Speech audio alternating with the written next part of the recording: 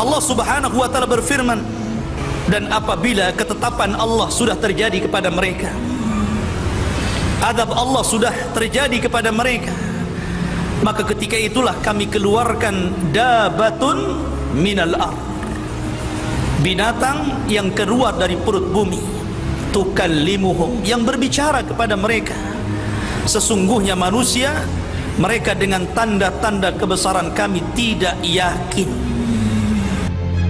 Binatang ini keluarnya dari Mekah atau dekat dengan Mekah, dan juga dia bisa masuk ke Madinah, bahkan ke Baitul Maqdis.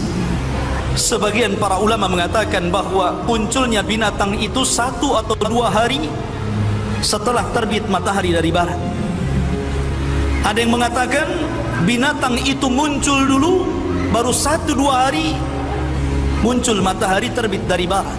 Allahu a'lam mana yang lebih dahulu, tapi tidak jauh jaraknya antara sehari atau 2 hari antara kemunculan binatang dengan terbitnya matahari. Lah dabah ini tugasnya yang pertama kali adalah memberikan stempel.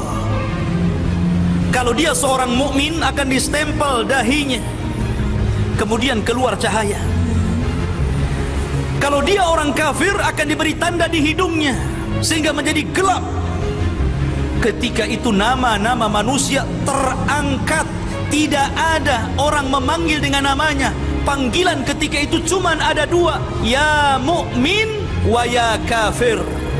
Sebagaimana dikatakan oleh Al-Imam Ibnu Jurayj dari Ibnu Zubair radhiyallahu anhu, bahwa dabah itu ra'suha ra'su thaurin, kepalanya seperti banteng. Kemudian ainuha ainul khinzir, matanya seperti mata babi. Wa udhunuha udhunu filin, dan telinganya seperti gajah. Wa qarnuha qarnu ailin, tanduknya seperti rusa. Wa unuquha unuqa ni'amatin, dan lehernya seperti leher-leher burung unta. Wa sadruha sadru asadin, dadanya seperti dada harimau, dada asad, singa. Wa launuha launun namar, dan warnanya seperti harimau.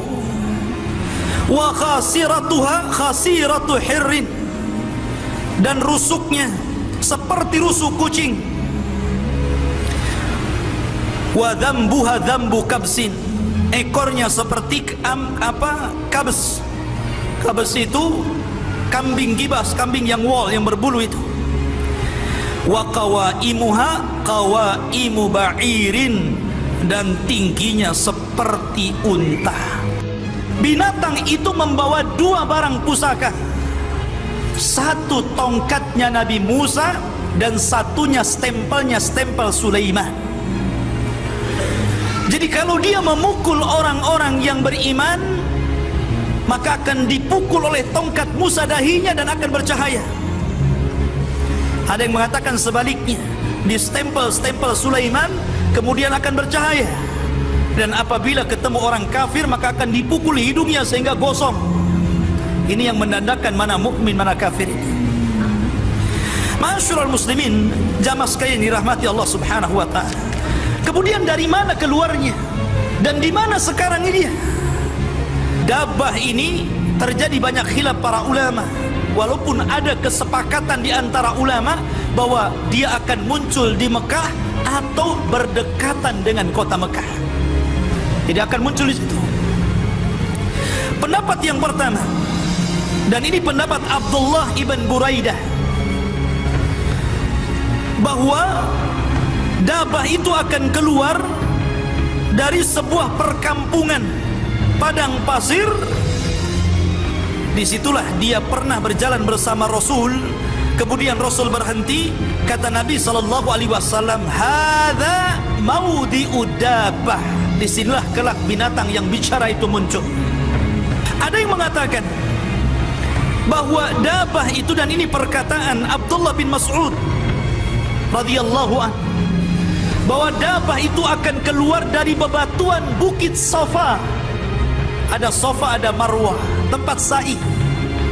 Disitulah dabah akan keluar. Jadi pecah batunya, kemudian keluar tuh dabah itu. Ada yang mengatakan, dan ini pendapat Abdullah ibn Amr, dabah itu keluar dari padang pasir namanya Ajyan, dekat dengan Mekah.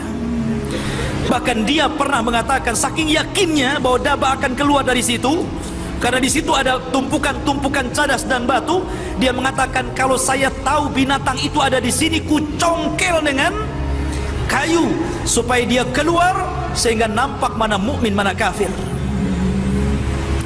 Ada juga yang mengatakan bahwa dabah itu akan keluar menggunakan 3 proses. Pertama akan keluar fil bawadi, keluar dari lembah dulu, kemudian sembunyi. Kemudian setelah itu keluar di perkampungan, kemudian sembunyi. Baru kemudian dia menampakkan di Masjidil Haram. Barulah manusia lari ketakutan. Tetapi dabah ini akan mengejar seluruh manusia. Tidak ada satupun manusia yang lolos dari dabah ini. Tapi dabah ini enggak membunuh. Dabah ini hanya sekedar memberikan cap stempel saja, kafir, mukmin, itu saja tugas. Kemudian bicara. Dia tidak membunuh seperti Dajjal. Dia tidak sadis seperti Ya'juj dan Ma'juj. Bahkan dijelaskan dalam sebuah riwayat ikhwatu fiddin yang dimuliakan Allah Azza wa Jal, bahwa saking besarnya dabah ini, dan ini pendapat yang kuat karena memang pendapat-pendapat yang tadi itu tidak berdasar.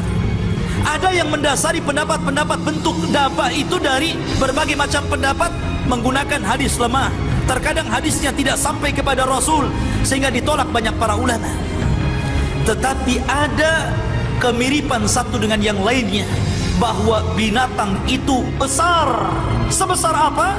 Dijelaskan dalam sebuah hadis.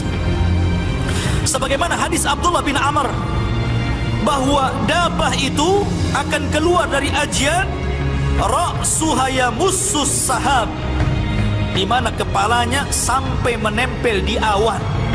Bahkan dijelaskan, wa ma kharajat rijluha minal ar, ketika kepalanya menempel di awan, kakinya belum keluar dari tanah. A'udzu billahi minasy syaithanir rajim. Bismillahirrahmanirrahim.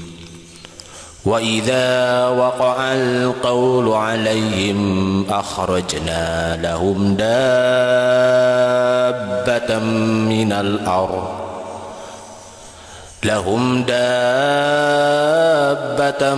minal ardi tukallimuhum anna an-nasa kanu bi ayatina la yuqinun. Wa yawma nahsyuru min kulli ummatin fawjan mimman yukadzibu bi ayatina fahum yuz'un. Hatta idza ja'u qala kadzabtum bi ayati wa lam tuhitu biha ilman amma dza kuntum ta'lamun. Wa waqa'al qawlu 'alaihim bima zalamu fahum la yantiqun. Alam yarau anna ja'alna al-layla liyaskunu fihi wan-nahara mubsira. Inna fi dhalika laayatin liqaumin yu'minun. Wa yawma yunfakhu fis suri fafazi'a man fis samawati wa man fil ardi illa man syaa Allah wa kullun atawhu dakhirin.